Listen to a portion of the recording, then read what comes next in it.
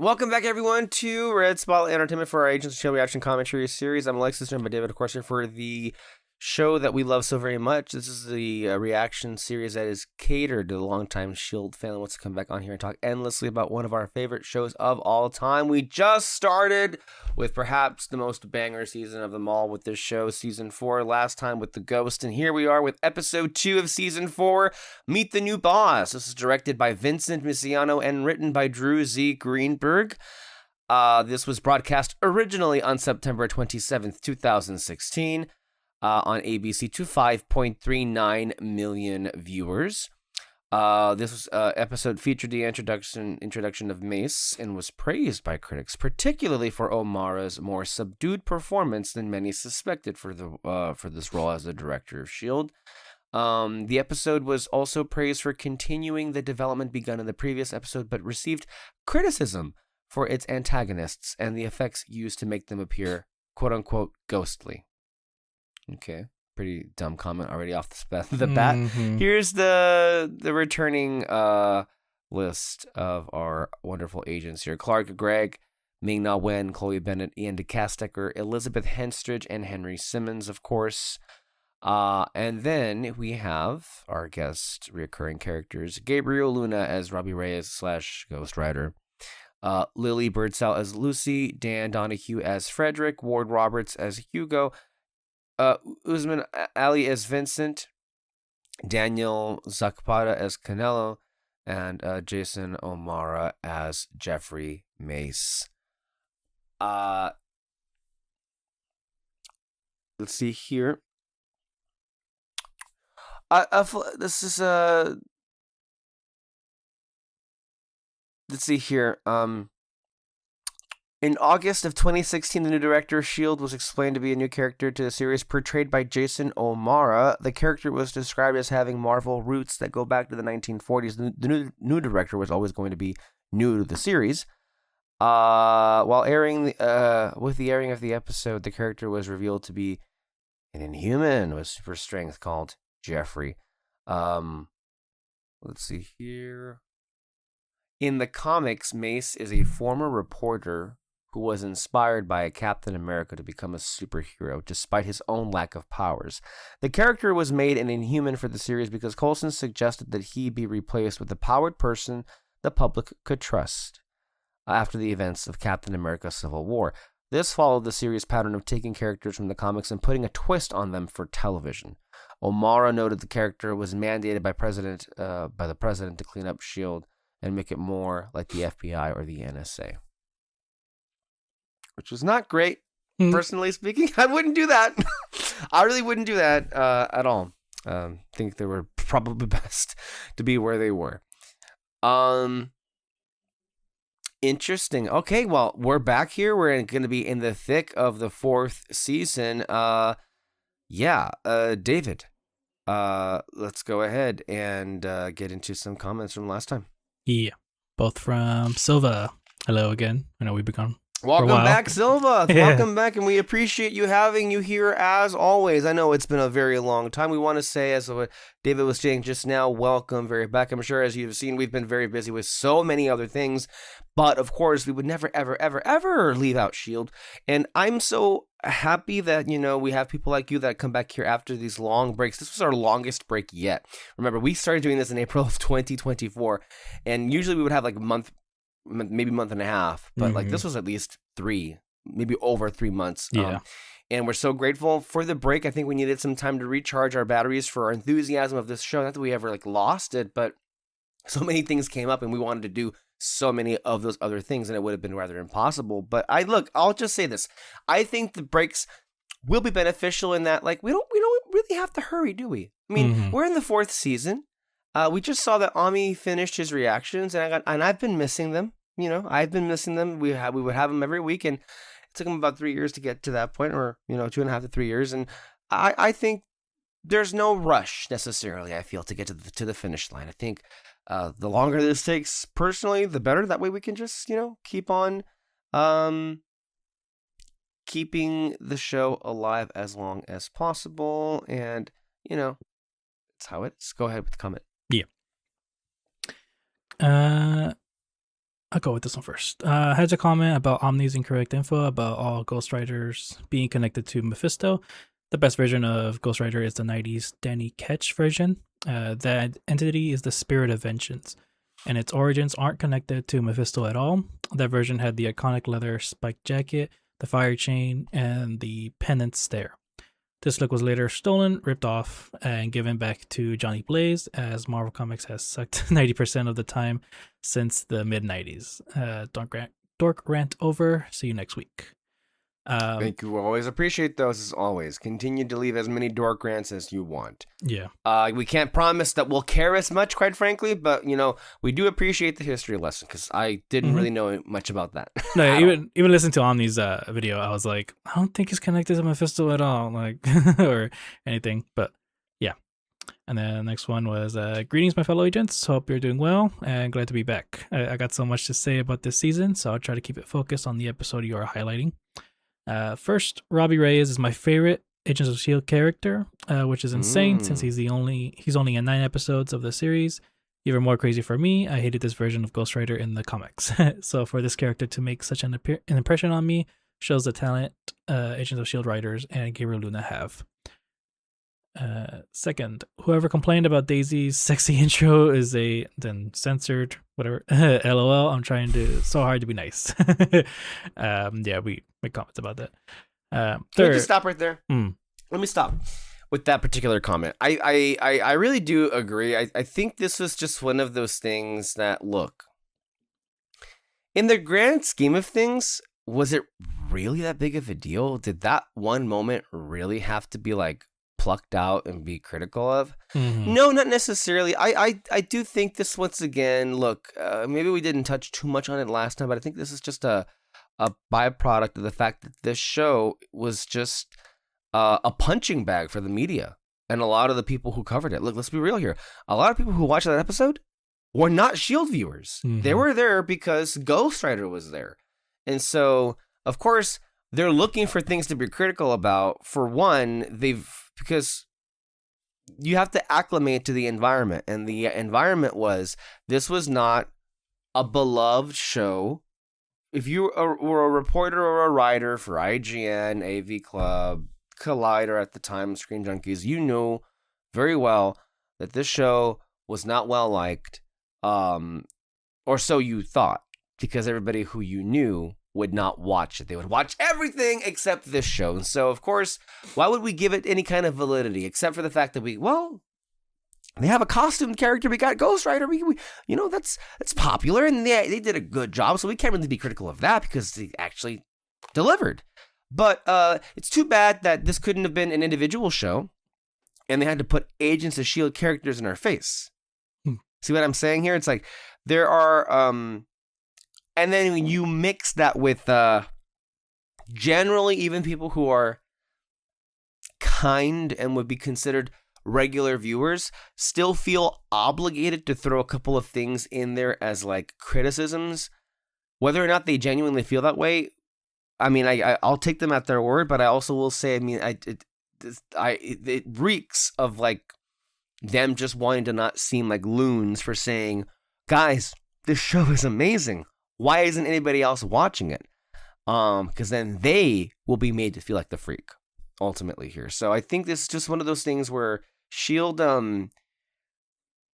People were not very forgiving about it. They were very hard on this show, even still to this late into the series. They were so harsh. They're gonna that one frame got so much conversation. Like, are you kidding me? And then when you compare that with the Marvel movies that got like, oh my God, you go girl, you're doing amazing. I love how this wasn't all that great, but hey, you did it. You were here. Like, they got such passes for so many things. And I'm not looking at, when I say this, I'm not calling the Marvel movies from this whole 2010s era, I'm not calling them bad. Some of them are. But I just feel like they had such goodwill. They could do no wrong. Meanwhile, S.H.I.E.L.D. could not catch a fucking break. They were successful in reeling in a new audience, or I guess getting back some of the audience with Ghost Rider being in there, but people were still like, yeah, but I don't care about these agents. I just want my costumed freak. Mm-hmm. Yeah. You were saying. Third, whoever complained about Ghost Rider's transformation is an idiot. Period. It's amazing looking. Yep. No words. No No, notes. yeah. That's it. Mm-hmm. Fourth, this season made me hate the WandaVision show, as that series ripped off so many components of Agents of S.H.I.E.L.D. season 4. Which, yeah, I feel. Well, David, you go. I was gonna say, I think a Tell lot me. of the other shows might have ripped off components of Agents of. Oh well, yeah, the what was it? Secret Wars. Basically, What is Secret Wars? wasn't it the scroll thing with Nick Secret Fury? Invasion. Secret Invasion. Oh my gosh, Secret Wars is like the movie yeah, that's coming up at some point. that's what it is. Yeah, yeah. That was basically trying to be like the LMD thing of like who's who and all that, but it just did not work at all. But yeah, a lot of the Marvel stuff now is trying to copy it what Agents of S.H.I.E.L.D. is trying to do. So. Look, not for nothing, we do have to shout out Brad Wonderbaum for, like, he's the head of Marvel TV, for, like, singing the show's praises. I mean, we're still waiting for results, my friend. You want to show that that the company at large cares about this property? Maybe don't go out of your way to say go fuck yourself every time you want to include somebody else that was not part of your Marvel Studios production. Just want to put that out there, He likes to say that he binge watches the show. Well, I mean, actions always speak louder than words. It's one thing. The other thing too is this, because it's so very true what you were saying just now, which is ever since WandaVision came on the scene in early 2021, between 2021 to I want to say 2023, that was kind of like the peak of Marvel TV. Because after that, there've been shows. I don't know who watches them anymore. We certainly don't. But we mean WandaVision, Falcon Winter Soldier, Loki, Miss Marvel, Moon Knight, and others, of course. And then there's others that I didn't watch, but you did. No shade thrown in there at all. But yeah, look.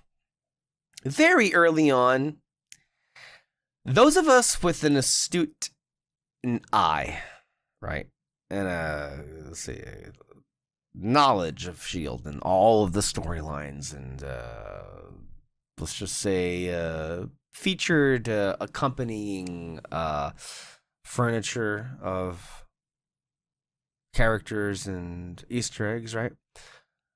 I think it was pretty evident early on that they were like, if you're an Agents of S.H.I.E.L.D. fan, some things like rang like, wait a minute, what? Like when WandaVision had a commercial about Hydra soap, like soap, Hydra soap, and Coulson literally, I think, has a moment like this later on in the season, as a matter of fact. And so it's like, there have been a lot, or even just mentioning the Darkhold. But wait a minute, it's not the cheap TV S.H.I.E.L.D. Fuck you, Darkhold. It's this fancy Darkhold that no one even remembers what it looks like anymore. Mm-hmm. You know what the S.H.I.E.L.D. Darkhold looks like. You don't know what that Darkhold looks like, because that's how much of an impact it made. Very early on in those like years, a lot of fans were like, yeah, look, is someone here trolling us? Because there are a lot of things that are being done in these shows that we've seen done way better in a show called S.H.I.E.L.D. that you guys were telling us we were idiots for liking. And we had to be clowns for admitting, or we were made to feel like clowns for admitting our love of S.H.I.E.L.D. and everything. Like even in the 2020s, I mentioned Jamie Jurack a lot in the podcast that she would be featured. You know, it was a Marvel-themed podcast, and she was the only S.H.I.E.L.D. viewer. And every time that the show got brought up in conversation, it would be to clown her. So it's like, yeah, it's pretty clear. It feels personal.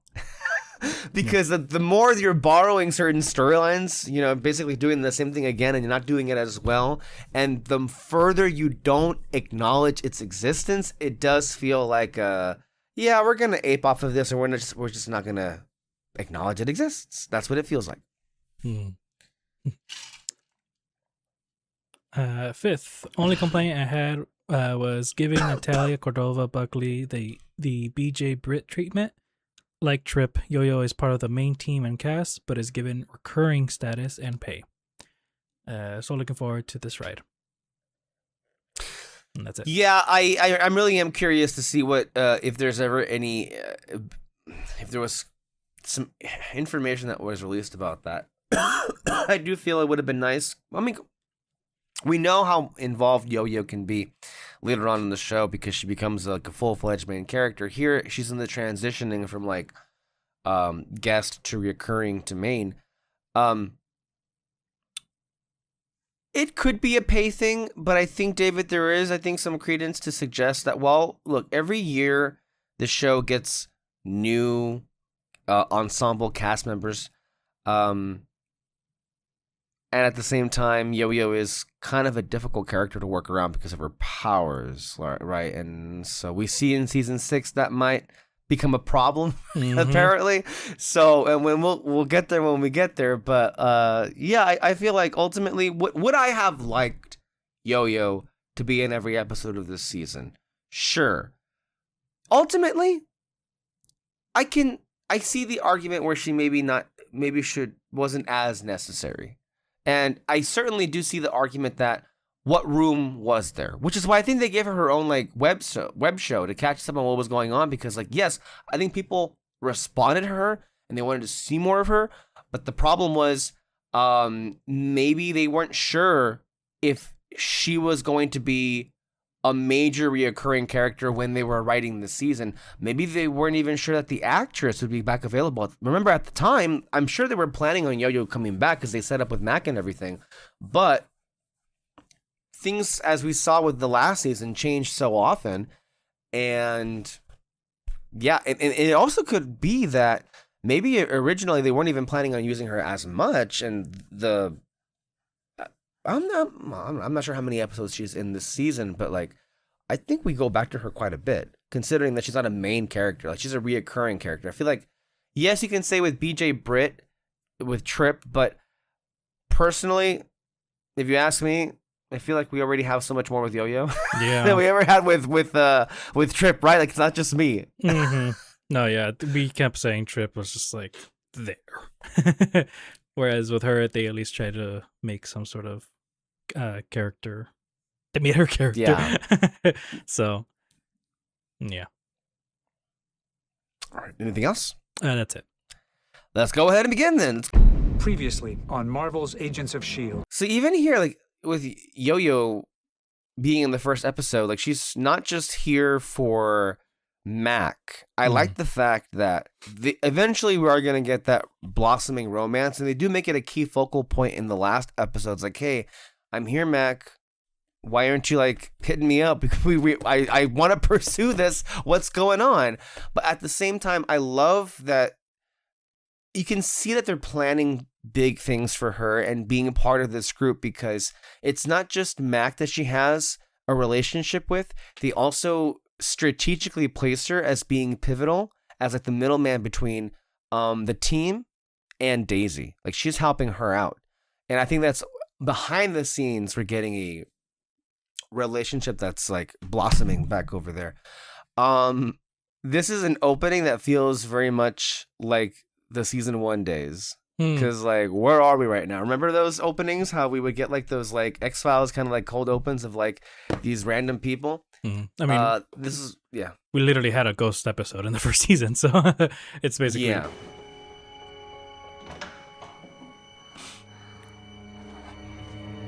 Also, I think it's it should not go without. It shouldn't go unmentioned that it was a great choice to have. I'm sure for all sorts of reasons, from a budgetary standpoint too, but ultimately because of the character of Robbie Reyes, to have this focused so much in LA. And I think it worked out pretty nicely that, you know, they made the choice to have like Robbie and Daisy connect, and that they both have roots in that city. Like, cause look, yes, we know Daisy's origins or whatever, but where we first meet Daisy, she lives in LA.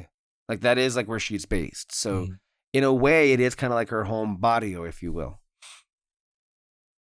But as we were saying in the last episode, and it really What are you doing in my house? I'm sorry.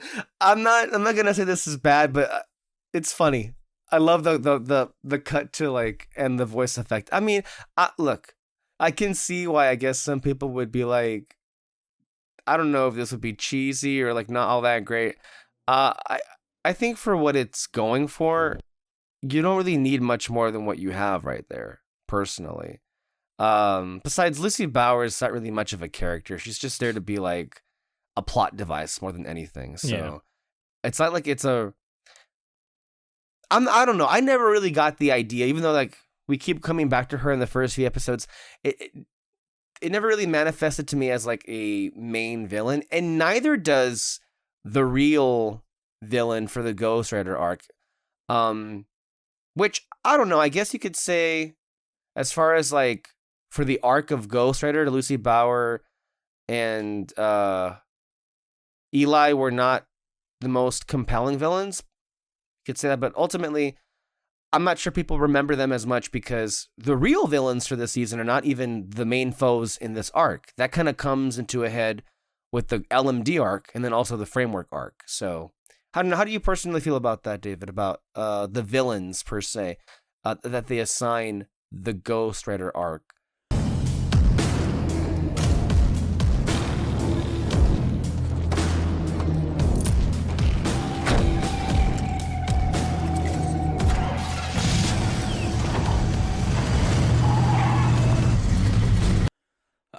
I much prefer the Lady Ghost here, only because her and the rest of the ghosts have like far better motivation to be antagonistic and all that. But the real villain, But just real quick, can we just shout out Bear McCreary's Ghost Rider theme? Oh yeah, it was so cool. Love it, love it. The real villain though kind of comes out of nowhere, and it's interesting, but I almost wish we had like more time. Yeah, in a way, you could maybe say that for as great as it is for an arc of 8 episodes, and you have to keep in mind, this is the first time S.H.I.E.L.D. has delivered an arc with so few episodes. They're very used to doing it with 10, right? Normally, like a group of 10 episodes would be like the first half of the season, but they lost 2 of them. And I would say they did an amazing job with just 8 episodes. And then they did an even better job with LMD and with the framework with only 7 episodes, even less. But interestingly, this is the one where maybe we could have had one more episode. That way we could have not had that abrupt feeling of Eli Morrow. Because that one did just, okay. That's kind of what it felt like. Anyway, I love this right here. This of ghosts, like Fitz and Simmons' reactions to that. Like, he wasn't hallucinating. Yeah. Oh, by the way, look at that poster right there. Suspect it, report it. That's literally teasing the framework arc at the end of the season, because we're gonna have those posters not just be in the framework episodes, but because it's in a fascist state, that's going to be one of the, I guess you could say, mottos that the fascist like military tells its citizens. If you suspect it, report it. So we're in the 2nd episode, already teasing where we're going to go. Just want to me, it was one of those key details that was like, wait, what? This is here already? Damn. This is like, to me, season 4 really is one of the best seasons of TV. In really for no shortage of reasons, but one of which is they had the foresight of just like knowing where they wanted to go from the very beginning. Just take this into the office. You can pay inside. Okay.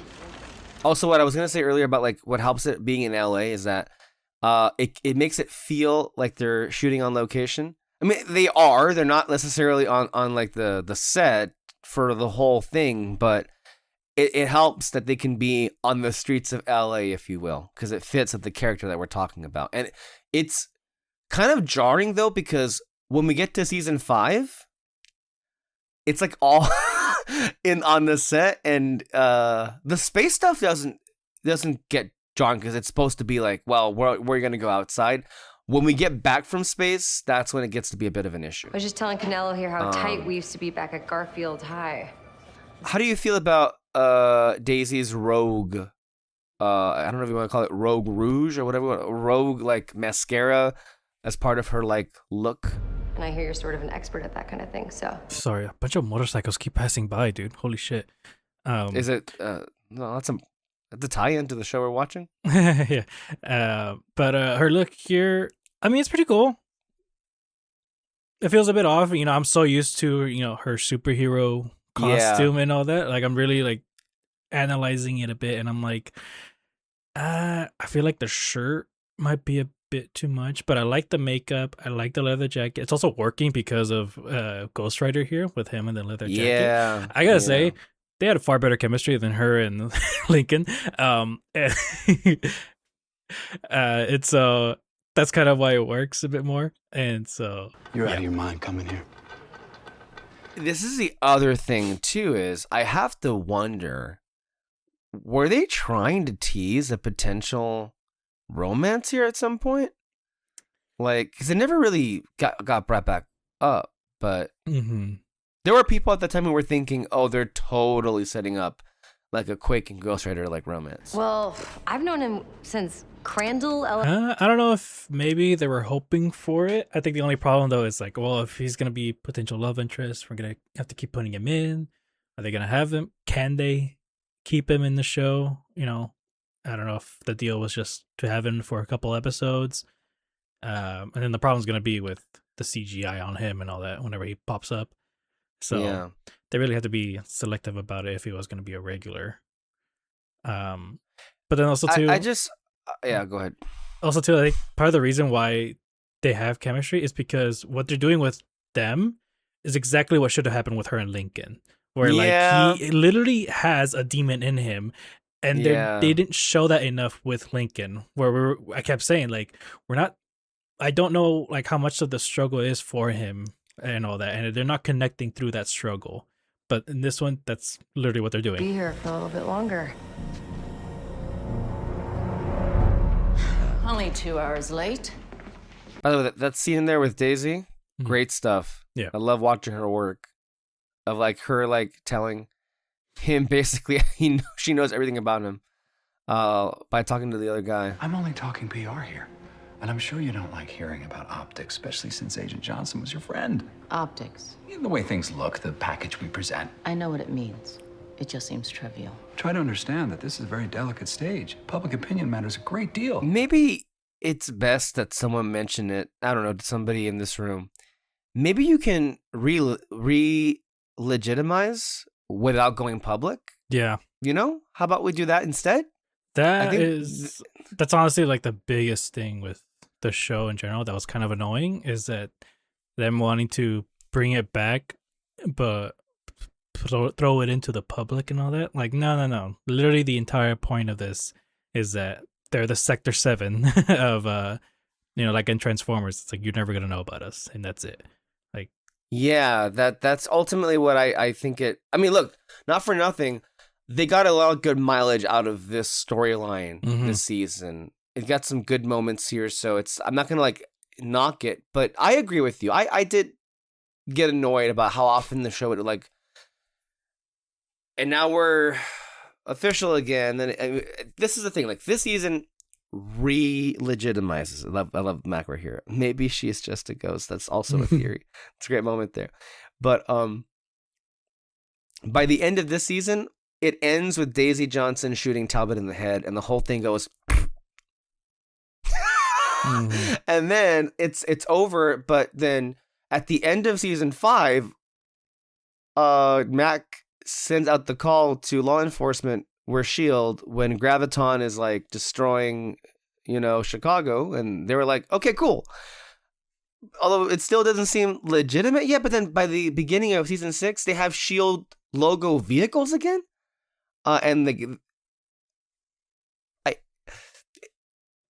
I think by the time that we got to 5, 6, and 7, they just like we're not gonna get into it. We are what we are. We're gonna act like we're in the shadows, but sometimes we're public.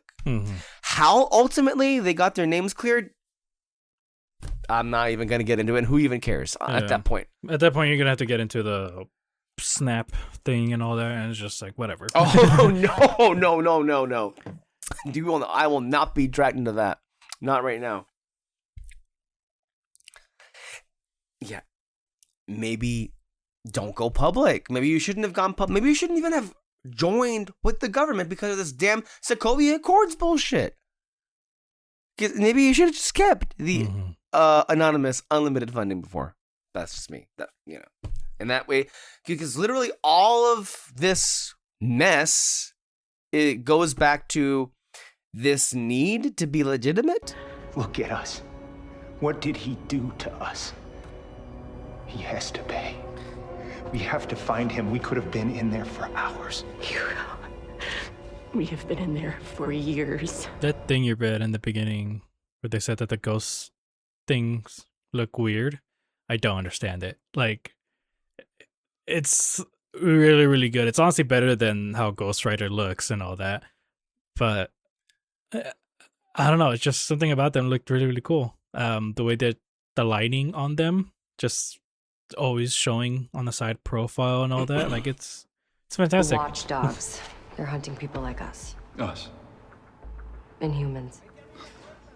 It's not what I am. Look, I know what you're going through. Okay, it was Terry Schwartz of IGN. So I guess Eric did not review the episode. It was Terry Schwartz. She said she was less positive about the effects used for the antagonist or the antagonistic ghosts, calling them lacking and feeling that those characters ultimately did not live up to the horror film tone of the episode's cold open. Screen Crush's Kevin Fitzpatrick was also negative of the ghosts, calling the cold open straight out of a bad Supernatural, and saying that the design of the ghosts definitely needed work. Fitzpatrick also discussed the ongoing Ghost Rider and LMD storylines, concluding that I'm still waiting for Agents of S.H.I.E.L.D. to get a better handle on its new direction. What does that even mean? See, that bothers me even more than any of that other. Like, what does that even mean? A better handle on its. What is happening here that you don't think is a good handle of what's going on? Yeah, like what? What do you expect to be happening here exactly? Like it's the second episode. They're still trying to set up certain things, but like we're getting everything we need. This just sounds like someone who hasn't watched the other seasons, because like if you saw them, you would know exactly what's happening with S.H.I.E.L.D., Daisy, and all that. Everything else is just trying to capture your attention.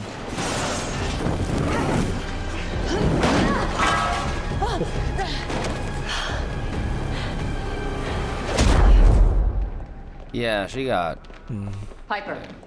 I don't know what happened, but the episode information did not have Brianna Vasquez listed as Piper. But she's also in the episode. I don't know why it wasn't listed off. It didn't see her name in the credits. The legend of Peggy Carter, but there's so many stories that were never recorded.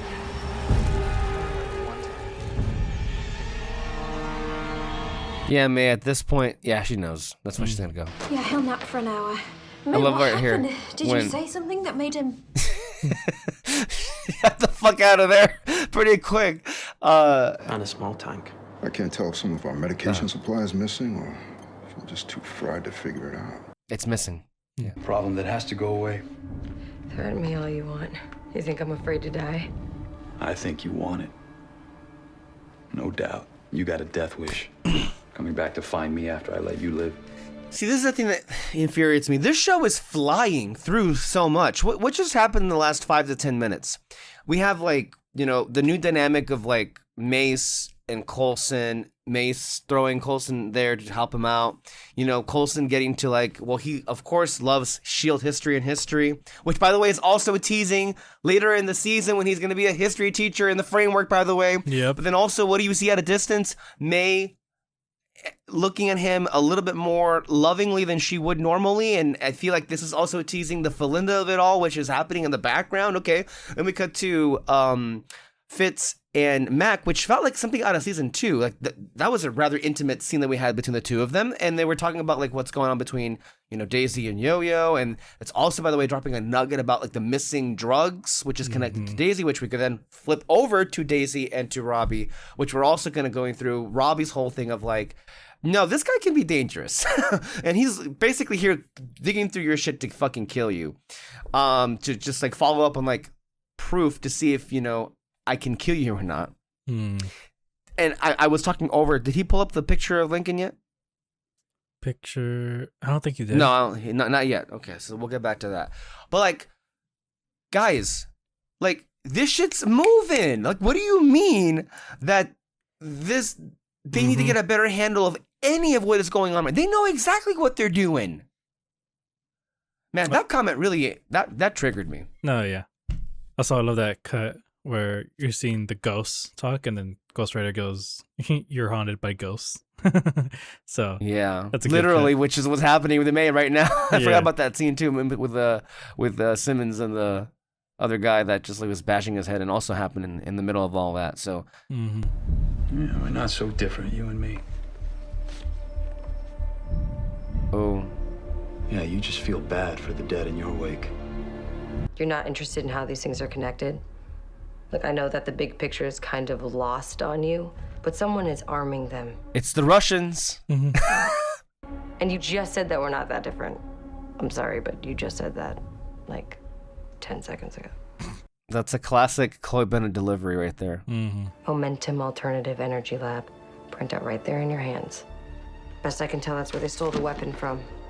But it's been shut down for years. Also cool how Robbie is the new guy of this group, and so she's sort of teaching him what she's been learning in the past seasons of how to be a spy and everything, how to investigate and all that. Like, it's just, he's just a cool way to sort of show her growth within the spy world as a hero. Goddamn. Yeah, but that's a great look. This is. I'm sure there's like footage of this like being filmed out. But yeah, I love the fact that we're outside and we're shooting this. But yeah, this cool, real cool. Like we're not even a whole 2 episodes in. Like he's already an amazing addition to the crew. Like this is, like to me, like one of my biggest concerns was like, was this going to be such a shoehorn thing? Like you just knew like, oh, okay, this could be a desperate like Hail Mary to like get people back invested. But like, it doesn't feel that way. And it never once did with any new addition, any new cast member, any new main character. Like they always saw every new addition every year feel like they were always there. Isn't that kind of incredible? Like that, and that hardly, I feel, happens to such consistency. We can talk about other shows that included characters that were like, what? To contain enhanced individuals and actually neutralizes their powers. Oh, neutralize. They're like, this is kind of bad right now. What happened? There was an incident. Blood everywhere. Not a great time. I don't know. I would want to see it, you know? Yeah. Also, I love how casual Coulson is the whole time. He's like, I think he's genuinely happy. Like, I'm glad I don't have to deal with any of this. Yeah. Bullshit. Creepy. You ever notice we never get to check up on like a brightly lit place filled with nice, friendly people? No, not on this show, guy. Not on this show. We don't got the money for that. And then this hallway, by the way, we're going to see this hallway so much. I think they use this in the Cassius arc in season 5. I don't know how, but yeah, they use this exact same hallway. Yeah. It wouldn't be S.H.I.E.L.D. without its hallways, so...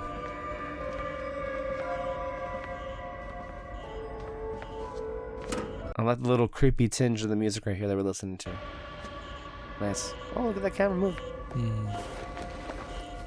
Mark, we've got a big problem. The reactor terminals are setting several. What are we talking about? Blow up a building? I mean, no, it could be a couple of city blocks. What are you talking to me for, man? Shut it down. You're the one that keeps asking me questions. Oh, shit.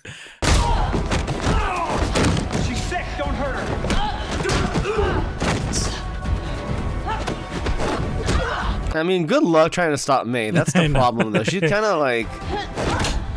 May, stop. Get an Eister at this point. I mean, I wouldn't even... Damn. Oh, shit, he went flying. You're a monster. I prefer the term inhuman. I remember seeing that and I was actually like, oh, that's a great idea. Like, Inhuman, Director Shield. Yeah. Of course he's going to be, you know, fair to everyone and all that. Think of Inhumans properly and all that. But yeah, we know what happens. Yeah, we do. What do you mean? It was hell in there. The thought was nice. Oh! Hey. What are you?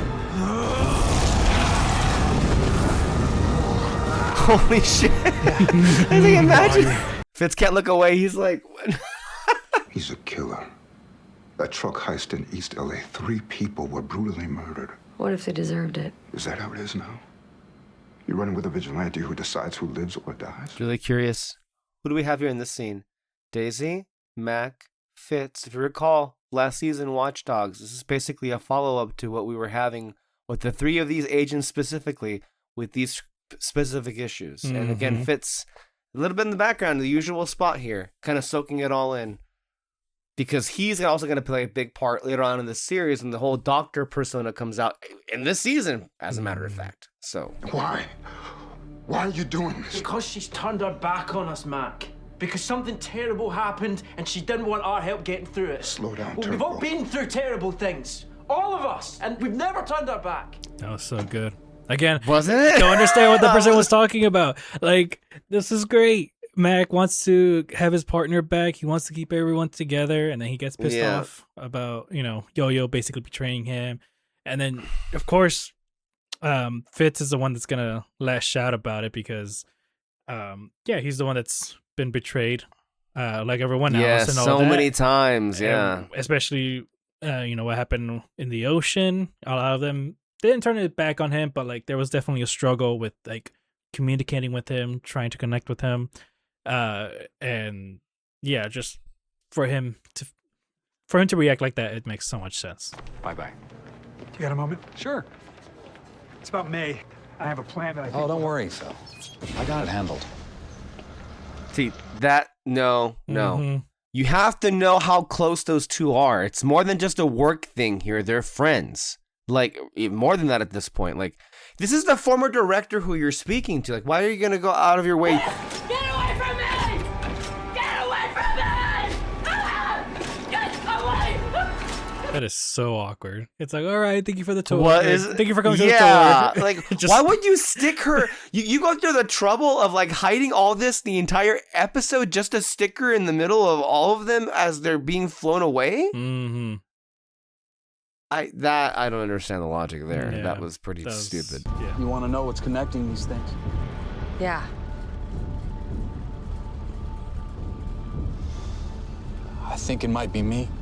Look, I don't care what anyone says. That was a pretty amazing episode. I gotta tell you, it's just like so much that they were clearing here through, and as far as character interactions and moments, and that was amazing. And as far as moving everything forward, pretty sensational. I just don't understand what other people would be talking about. Let me just do a quick overview. I don't have too much time here to get into all of the little responses. Here's a recap of some of the reviews here.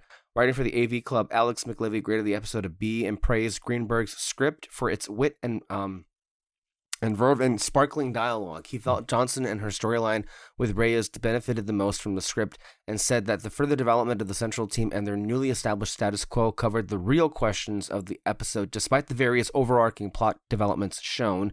McLivy felt the introduction of Mace and the surprise twist of his inhumanity were handled fine, but was more pleased with the twist of having the director being a reasonably personable, self-deprecating dork, and O'Mara's performance as such. Joseph McCabe at Nerdist praised O'Mara for keeping his gravitas a safe distance below the surface, while McCabe found to be a breath of fresh air from the previous big introductions of the series. At Den of Geek. Mark Buxton gave the episode 4 out of 5 stars and praised the series for exploring supernatural elements in the Marvel Comics. I'm gonna touch that. Well, I mean, which we found to be a welcome change from the series' usual Inhuman and Hydra-based storylines. Oh my god, I'm gonna kill myself. Buxton appreciated the introduction of Mace as both a reference to the comics and the tie-in to Captain America. Blah blah blah. Collider. Evan Valentine, I don't know who the fuck that is. Thought the episode was continued. The world building started with the Ghost in a more compelling way, and gave the episode a very good 4 out of 5 stars. Yada yada yada. We already read Terry Schwartz. There we go. Let's go ahead and go over to Ami. Go ahead and we have his review loaded up. Go ahead and we're not gonna play the whole thing, but I'll tell you when we can stop.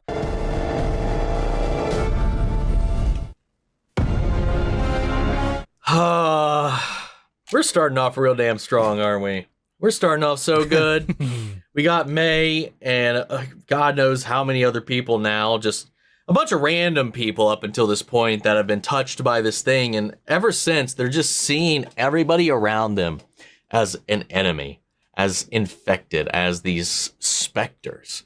And they think they're the ones that need to fix it. Like there's like a compulsion, like a draw that is coming out of it. Does this specter know that she's having this effect on people? Is she weaponizing that, or is this something that's just happening as she's stumbling around in the mortal coil right now, trying to figure out what the fuck happened to her, where she is, how much time has passed? We found out that it has been years since whatever happened to them happened, and they've been locked in those little cubes. And there's a couple they didn't even open. So I don't know if every one of those boxes housed a spirit, but they didn't open all of them. They only left out, they only opened what? 3 other ones? So there was 4 total. Oh, speaking of, I want to see who was that one dude. Jason O'Mara. That's him. I recognize that voice because he's been Batman in the DC AMU for the last, it's been a while since it ended, but like that's like 20 some movies, something like that, where he's played Batman. I heard his voice and I was like, wait a second, something was clicking there. But yeah, we're stumbling into new territory. You know, it's harkening back to like the earlier days when they're like, telekinesis can't happen, or telepathy, or psychic stuff, or whatever it was they were talking about that they were just completely writing off until eventually these things would happen. You know, it's just like the next phase of that. You know, we got the Darkhold involved, you know, a different copy. Obviously, I know there's staunch defenders of this, but like it's a different universe, guys. Like it simply is. Very similar, different universe. I love that we're kind of diving into this territory. It's still not like what wholly confirmed, but it feels like we are definitely leaning into the supernatural, and that much like the Ghostbusters, they found like a scientific way to house and contain these ethereal spirits. You know, they couldn't do anything to them. They couldn't touch them, couldn't hurt them, couldn't whatever. But the writer could. He grabbed him and incinerated him, burned his soul away. Either passed him on or deleted him from existence, whichever happened. He can do either, so who knows? But I like that, you know, this merging of these storylines, as she rightfully assumes, based on the knowledge that they have, that he's an Inhuman, because that's the only other type of enhanced person outside of the various other like Avengers or aliens or, you know, Asgardians. Like outside of that, like as far as like a regular guy stumbling into it's got to be a science experiment or an Inhuman. It's kind of the end of it. But he's like, hey, no, I prayed for vengeance and I got it, and I sold my soul and the devil was the only one buying. We're connecting this shit, man. I hope so, at least. I hope it's not like a roundabout way to like justify it without diving into that territory yet. Maybe because I don't know at this point. I mean, was Doctor Strange out? Did we dive into the mysticism yet? I don't remember. Either way, doesn't matter. Long story short, we're heading into the supernatural, and I love it. He doesn't like that this has now become a problem. While scouting him, Daisy figured out so much about him using her hacker skills, and like he was like, okay, you are becoming a problem, but he's also not one to just outright kill her, because that's not who he is. He's here for his own sense of justice, for revenge, as he says.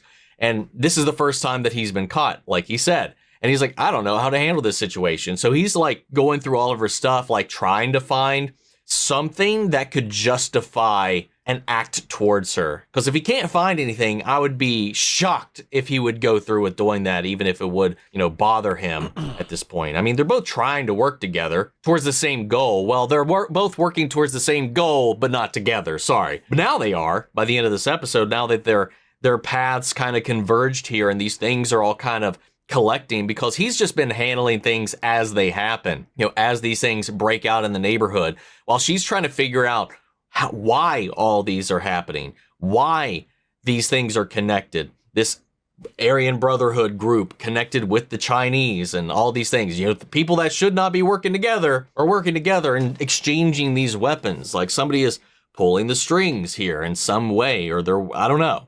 Or they're just being affected in a similar way to like May is by maybe some other spirit. There's some implications as well that maybe something else is kind of working here at play. They talked about somebody did this to them, these people that were here as these specters.